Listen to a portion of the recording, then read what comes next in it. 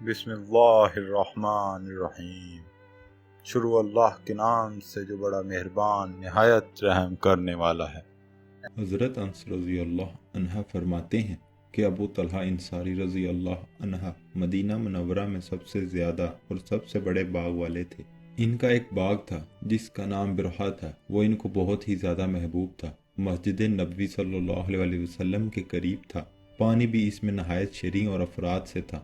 حضور صلی اللہ علیہ وسلم بھی اکثر اس باغ میں تشریف لے جاتے اور اس کا پانی نوش فرماتے۔ جب قرآن شریف کی آیت لن تنالوا البر حتی تنفقوا مما تحبون، ترجمہ تم نیکی کے کامل درجہ کو نہیں پہنچ سکتے جب تک ایسی چیزوں سے خرچ نہ کرو گے جو تم کو پسند ہیں، نازل ہوئی تو ابو طلحہ رضی اللہ عنہ حضور صلی اللہ علیہ وسلم کی خدمت میں حاضر ہوئے اور عرض کیا کہ مجھے اپنا باغ برحا سب سے زیادہ محبوب ہے، اور اللہ کا ارشاد ہے کہ محبوب مال اللہ کے راستے میں خرچ کرو، اس لیے وہ اللہ کے راستے میں دیتا ہوں۔ آپ صلی اللہ علیہ وسلم جیسا مناسب سمجھیں اس کے موافق اس کو خرچ فرما دیں۔ حضور صلی اللہ علیہ وسلم نے بہت زیادہ مسرت کا اظہار فرمایا اور فرمایا کہ بہت ہی عمدہ مال ہے، میں یہ مناسب سمجھتا ہوں کہ اس کو اپنے اہل قرابت میں تقسیم کر دو۔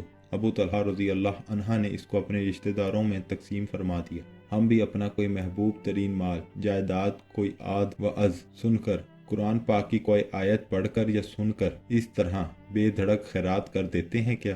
اگر وقف وغیرہ کرنے کا خیال بھی آتا ہے تو زندگی سے مایوس ہو جانے کے بعد یا وارثوں سے خفا ہو کر ان کو محروم کرنے کی نیت سے اور برس کے برس اس سوچ میں لگا دیتے ہیں کہ کوئی صورت ایسی پیدا ہو جائے کہ میری زندگی میں تو میرے ہی کام آوے، بعد میں جو ہو وہ ہوتا رہے۔ ہاں، نام و نمود کی کوئی چیز ہو، بیاہ شادی کی تقریب ہو تو سودی قرض سے بھی انکار نہیں۔ ایسی ویڈیوز دیکھنے کے لیے ہمارے چینل کو سبسکرائب کریں اور بیل آئیکن کو پریس کریں تاکہ ہر نئی ویڈیو کا نوٹیفیکیشن آپ کو مل سکے، جس سے ہم اپنی زندگی اور آخرت کو بہتر بنا سکتے ہیں۔